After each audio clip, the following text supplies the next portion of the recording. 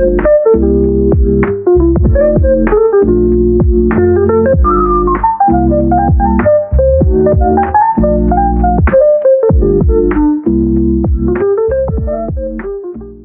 araw, it's your boy Iskimio Vlogs and I'm back. So, andito na naman tayo sa FKM Imus branch para manggulo at mag-review sa isa na namang retro classic scooter and inspired by Italian design at napaka-sexing sila B150. Isa na namang classic scooter na chill mood ang datingan at pangdayo ng mga kapihan. Kapag ito ang dala mong motor, naku, 24 hours kang gising. Talaga naman, dahil talaga namang napaka-cool at elegante ang design nyo, lalo na dito sa footpeg para sa passenger, less hassle dahil napakadali niyang i-activate, napakaangas. Then sa mga switches niya is very nice, andyan ang high-low beam, turn signal lights at busina, at very modern design niyang analog with digital panel boards. Sa right switches naman ay may push start button and switches para sa headlight, daytime lights and turn off. At gulay board niyang napakalapad at kasya ang isang case ng pale pilsen. Luma na, naka-ordinary key ignition and front compartment.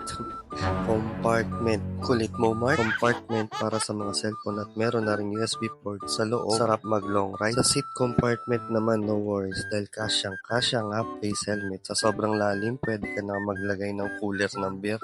Talaga naman, with very VIP design seat cover is the very comfortable seat. Gulol na nga nag-i-English. Very comfortable sitting, good for very long rides talaga. Ano daw? Lalong sumeksi dahil sa kanyang pipe na may stainless heat guard with the eye-catching name of Labi 150 emblem shining shimmery. Sa headlights naman ay naka-halogen bulb type at LED turn signal lights front and back at syempre also the tail lights. Kita nyo naman kung gaano ka-sexy nito mga kuys. Chrome stem, oval shape, side mirrors at dial rig, hindi siya naka-zoom in, very wide angle kaya kitang-kitang overtake na kamote. Si Labi 150cc ay naka 4-stroke, single overhead cam, 2 valves at air-cooled na rin with a max horsepower of 6.85 kilowatts or 7,000 RPM at ang max torque naman ay 10.5 Newton meter or 6,000 RPM. Naka-EFI na rin. Ang top speed niya ay 95 km per hour na may tipid na 45 km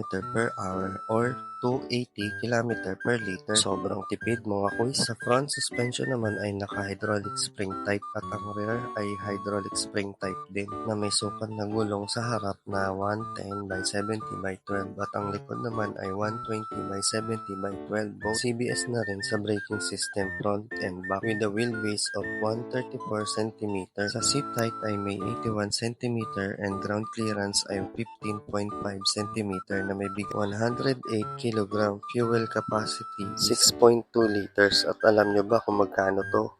Syempre, mura lang sa'yo. 86,900 lang naman to. Kung ano pang hinihintay mo, Pasko, malapit na. Variant colors niya is white, black, at gray. Para naman sa karagdagang detalye para sa installment, paki-PM lang po mga Facebook pages nila. So, paano mga kuys? Hanggang sa susunod. Paalam! Paalam!